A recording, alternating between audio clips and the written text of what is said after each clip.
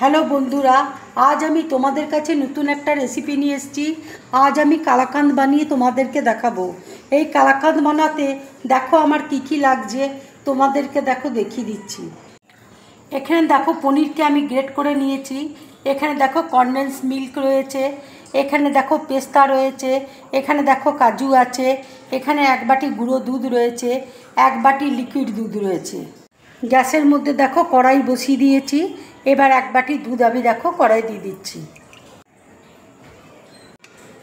দুধ দেখো ঘন করে জাল দিয়ে নিয়েছি।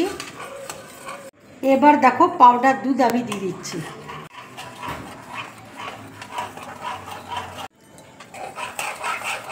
এবার দেখো পনিরটা আমি দিয়ে দিচ্ছি।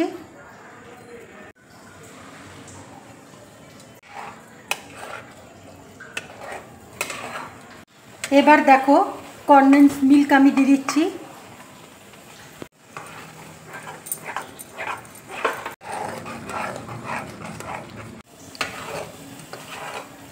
একদম দেখো শুকিয়ে এসছে। এবার আমি গ্যাসটা দেখো অফ করে দেবো। এবার দেখো এলাচ গুঁড়ো আমি দিয়ে দিচ্ছি।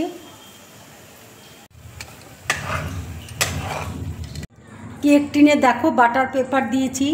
বাটার পেপারে দেখো আমি ঘি বুলিয়ে নিয়েছি। এবার আমি এই কালাকাঁদগুলো দেখো দিয়ে দেবো।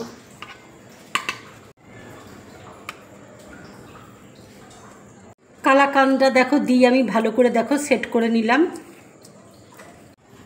দেখো আমি ভালো করে দেখো সেট করে নিয়েছি। এবার দেখো পেস্তা আমি দিয়ে দেবো।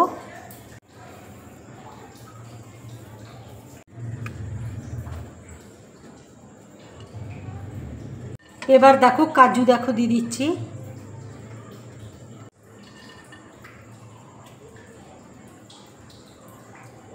ঠান্ডা হয়ে গেলে দেখো আমি কিছুক্ষণের জন্য ফ্রিজে রেখে দেবো। ফ্রিজ থেকে বার করে তারপরে তোমাদের মিষ্টিগুলো কেটে আমি দেখাবো। ফ্রিজ থেকে দেখো বার করে নিয়েছি। এবার আমি ছুরি দিয়ে দেখো সাইডগুলো এইভাবে কেটে নিচ্ছি।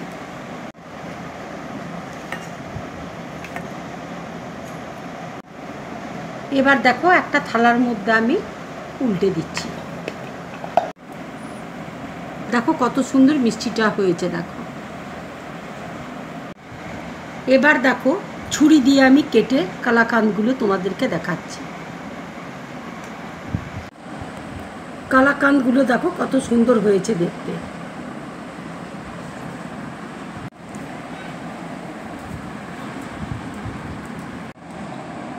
কালাকাঁদগুলো দেখো সব আমার রেডি হয়ে গেছে।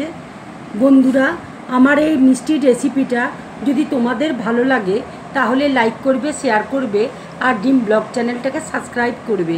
তোমরা বেশি করে কমেন্টস করবে, তাহলে আমার খুব ভালো লাগবে। নমস্কার।